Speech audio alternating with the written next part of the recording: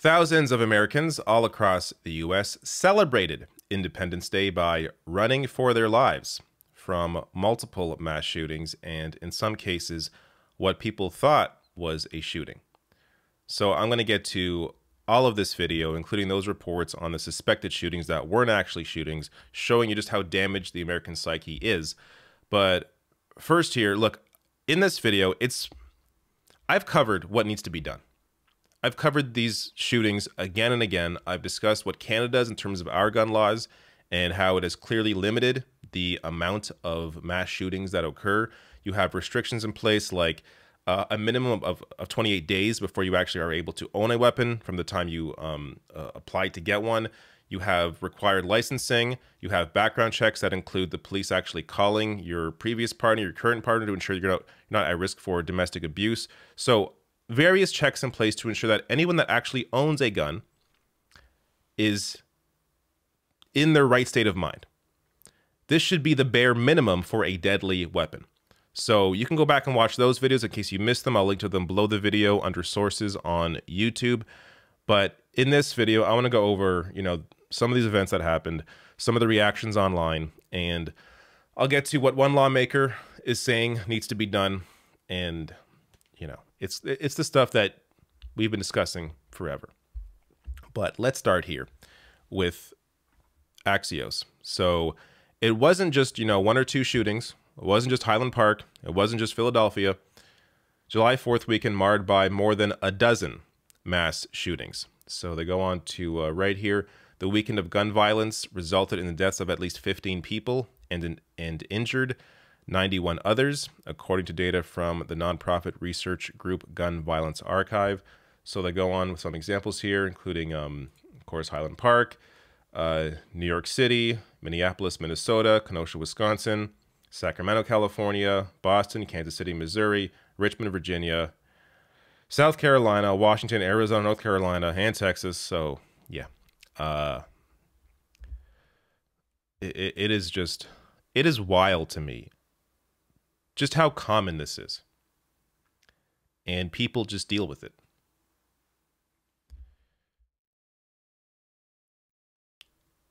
To show you how insane this is, Henry here says, America's so effed up, we got Google Maps mass shooting alerts now.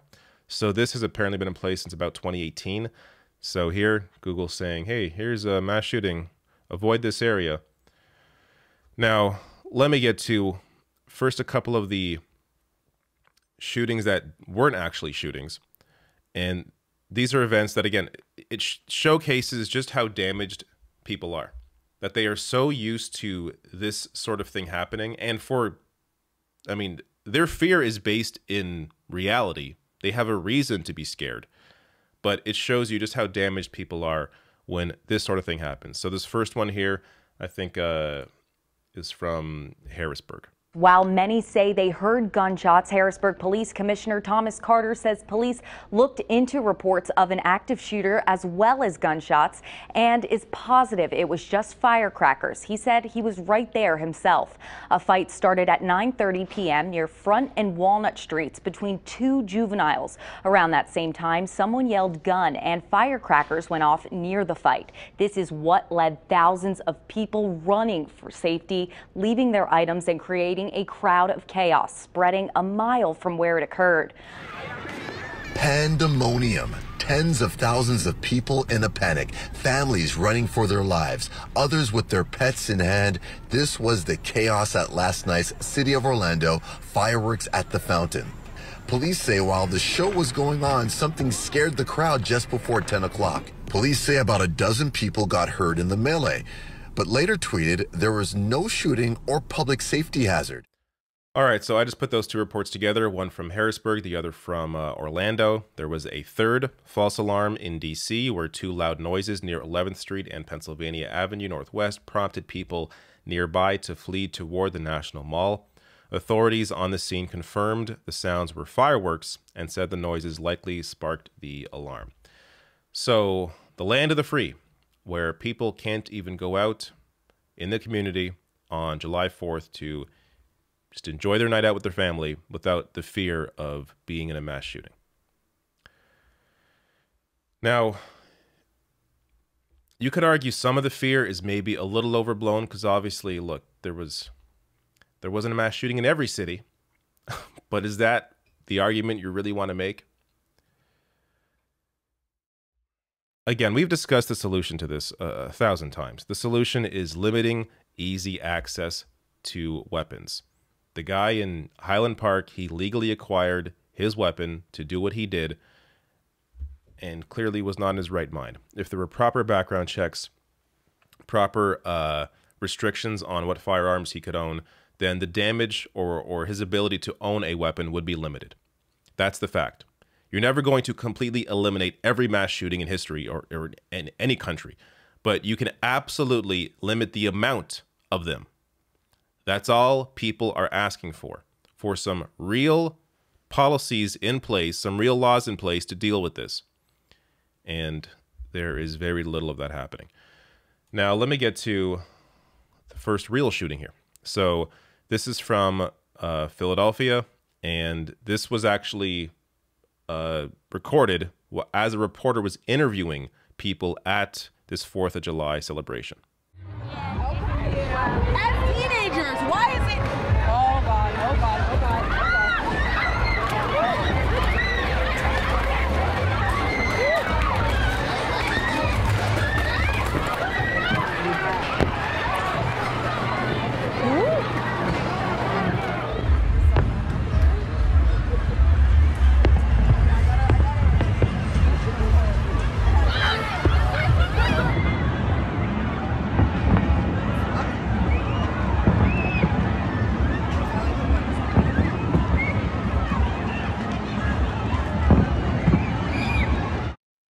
All right, so I'm going to get to another shooting. Of course, we're not done, but I'll also get to some reactions online, including debunking some ridiculous conservative arguments. But first here on this shooting, I gave you 3 angles there. This doesn't even qualify as a mass shooting because only 2 people were injured. Only 2. I'm saying that, of course, facetiously. All of this is ridiculous, but you have here an entire night ruined. All of these families have to go home. This was the beginning of the fireworks. Running away, scared for their lives, traumatized because of an event like this, and doesn't even qualify as a mass shooting. So 2 Philadelphia police officers working at the event suffered graze wounds when shots were fired shortly after the event started Monday in front of the Philadelphia Art Museum. So that's what happened there. Now, let's get to Highland Park. This is the one that's been most high profile because of the damage that it caused. I'm not going to get into the history or who was the name of the person behind this. This is one thing I want to say before I even show this video of the shooting starting. Luckily, or thankfully, you're not going to see anything, on screen that is, gruesome. But in terms of the shooter behind this, can we at least, I'm not sure how we can accomplish this, but what is the purpose of showing the face and naming the name of the person behind it? Yes, talk about what they said beforehand. Yes, discuss what motivated it. Yes, talk about how this was planned. This guy should have been caught well ahead of time. But you can discuss all of that without giving this person fame, because clearly that is part of what they desire. Now, there may be no way to really avoid that because, you're going to see who they are online. It's going to be on Twitter. It's going to be on Facebook. And ultimately, maybe when it comes to a lot of these people, that's all they care about. They don't really care about cable news. But I just think that there has to be a way or we should at least consider limiting the amount of fame we give these people. So I will do my part and not show this guy's face, not name his name, but we can still discuss what was behind this, the fact that he was able to easily access a weapon legally and commit what he committed. But here, let me play a quick clip. This was somebody caught this in the middle of the parade. This is when the shots began to ring out in Highland Park.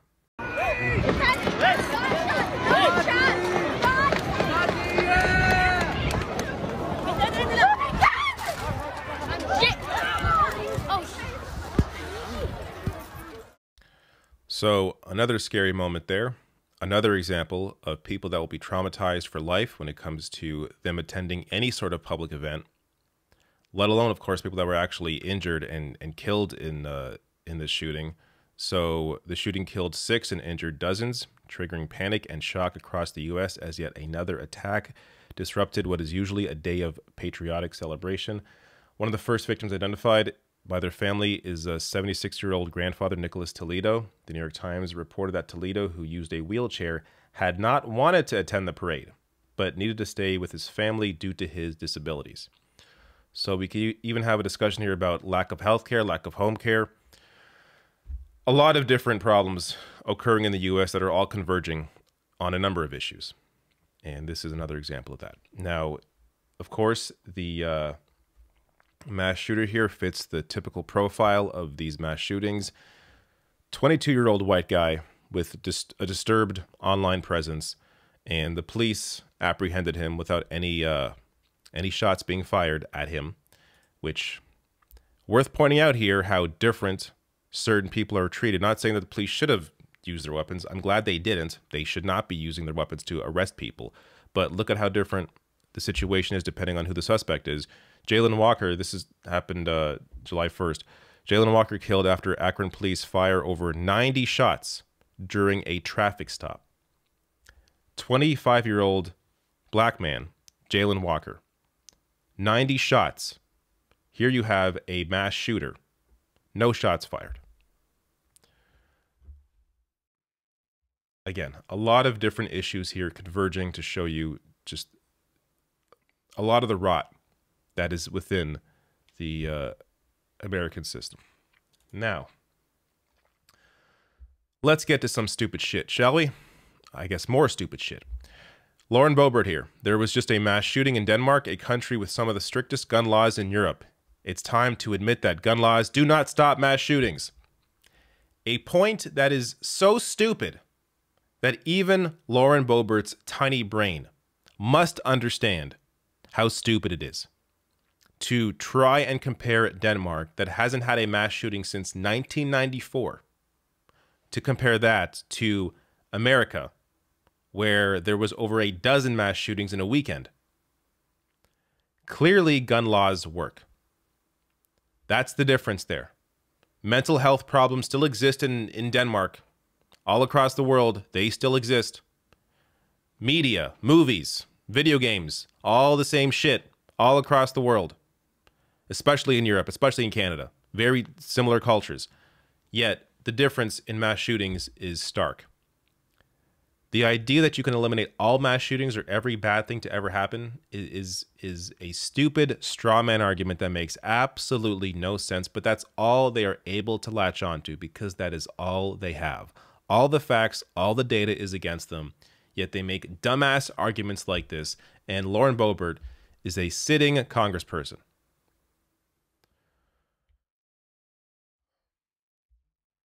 As Kasim Rashid tweets out here, I mean, I made this point already, but Denmark's July 4th, 2022 mass shooting was their first mass shooting since 1994. And I don't think it was the 4th, I think it was the 3rd, but anyways. The July 4th Highland Park mass shooting was USA's first mass shooting since July 4th, Richmond mass shooting. One mass shooting every 30 years versus one mass shooting every 3 hours. Gun laws work. Next point here. This is from Ray Reed. He tweeted out this photo saying, "This photo says so much." Here is an officer, appears to be in tears as he's walking through the devastation in Highland Park. And a reply here from Scotty saying, "Does it say how many armed cops in Kevlar were at the parade? And yet that didn't stop another public massacre." So, to be clear here, this is not an anti-police message. This is simply pointing out that throwing more good guys with guns at the problem is not the solution. How would cops have known that there was going to be a 22-year-old on a roof shooting down at a parade? You have to actually prevent these sorts of massacres from occurring. And you do that with proper protections in place to limit the amount of times it happens. There's only so much you can really expect of the cops in a situation like this. Showing you, again, the reliance on a good guy with a gun, not the solution, and that should have been obvious after the Uvalde shooting, the Uvalde massacre. But, you know, people still trying to make that argument that more good guys with guns is the solution. Philip Lewis here. with a Biden quote that he goes on to say, you have to fight for it, defend it, and earn it by voting. Guarantee your democracy by voting for it. It's amazing to see this man who hasn't fought for shit since being president telling other people to fight for democracy. He's not even willing to challenge the institutions in place that are currently undemocratic in terms of the unelected Supreme Court, in terms of a Senate that has millions of more votes for Democrats, yet is a 50-50 Senate, a ridiculous system, an electoral college that decides the president, despite the popular vote. All of these insane systems in place, these institutions that need to be reformed. You are not fighting for shit, and you're telling people to vote. Meanwhile, their voting rights are being stripped away. Their vote is meaning less and less and less, and you're not doing anything about it. And that includes, at the bare minimum, fighting your own members. Like, because I know people are going to say, oh, but Joe Manchin. President Biden has the ability to fight his own members, to use the bully pulpit, try and pressure these people into actually doing something. Look at what the GOP did to Madison Cawthorn. Destroyed his entire career because he talked a little too much about their what they were doing in the bedroom and with some white powder. And they destroyed him, eliminated him, no longer a congressperson, lost his primary. Joe Biden has Manchin, again, assuming we are believing the Joe Biden line, and he isn't actually just in on it, but that Manchin is the obstacle here. Can't do anything. Biden not even willing to try and challenge your own sitting party member here who is blocking your entire agenda. And Paris Marks goes on to tweet here, replying, saying the Dems like to say they're big defenders of democracy, but is it really so hard to see how constantly telling people to vote then never delivering only further disillusions them? Remember all the discussion around getting those 2 seats in Georgia? You got to get in those 2 seats in Georgia so Democrats have 50 votes or 51 votes with Kamala Harris, and they can finally pass something good for people, pass the Biden agenda. And yeah, they got, the American Rescue Plan, which already was, the checks on that were cut down from what they were actually supposed to be. But regardless, there was a little bit, not enough, a little bit at the beginning of Biden's administration, and then just nothing. So that is clearly going to disillusion people, especially when their rights are being stripped away. And you're seeing a leadership in the Democratic Party doing absolutely nothing about it except telling you to vote. Meanwhile, they have power. Haza Decline here saying, help, they're stabbing me in the face. Look, man, you got to get out there and vote. Yeah, it's a ridiculous thing to say. All right, here you go. 2 last tweets here. Josh Trebek, MD here, saying, scary stats about marijuana. Whoa. What's this about? Well, wait. Over 20,000 deaths from marijuana in 2022? What?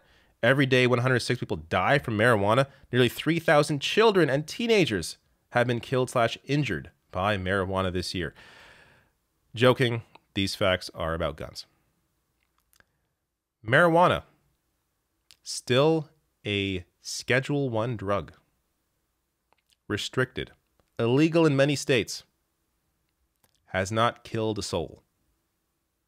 Guns kill people every day. Mass shootings every day, almost every day.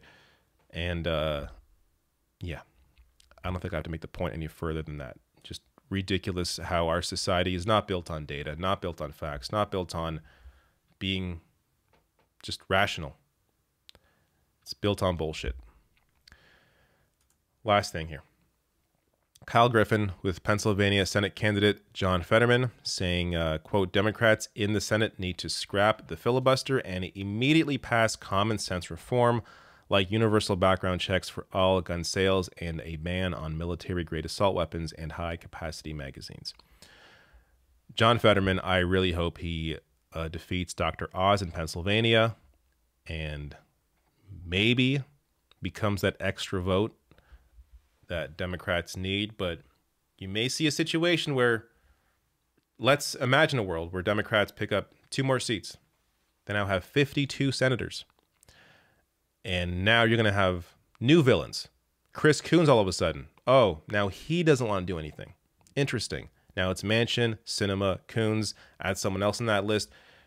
This is the rotating villain idea that people often discuss, that regardless of, it may take like 70 Democratic senators to actually pass anything, because you're going to have people in there that are always going to block what needs to be done based on the various interests at play that are behind them and their success and their seat. A lot here. And I'm sorry if this video was a little all over the place. I'm a little all over the place. There's a lot going on. I don't enjoy discussing this topic at all. I've discussed this shit over and over again. I've discussed the solutions over and over again. It gets a little tiring having to, or feeling the need to cover another example of another massacre. And I don't know. I did what I could here. So I hope you got something out of this video.